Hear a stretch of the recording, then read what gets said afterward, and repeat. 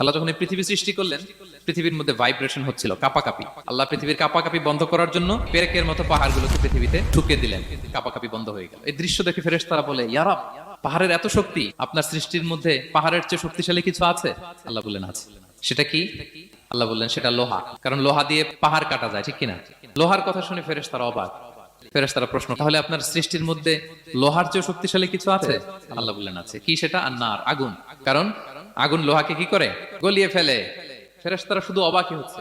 ফেরেশতারা বলে, আগুনের চেয়ে শক্তিশালী কিছু আছে? আল্লাহ বলে আছে, আলমা, পানি।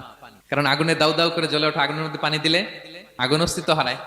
ফেরেশতারা শুধু অবাকই হচ্ছে। তারা বলে, তাহলে পানির চেয়ে শক্তিশালী কিছু আছে? আল্লাহ বলেন আছে, রিহ, বাতাস। কারণ বাতাস পানিকে একদিক থেকে আরেক দিকে নিয়ে যায়। জলের মধ্যে বায়ুর উচ্ছ্বাস লাগলে জলোচ্ছ্বাস তৈরি হয়, ঠিক কিনা?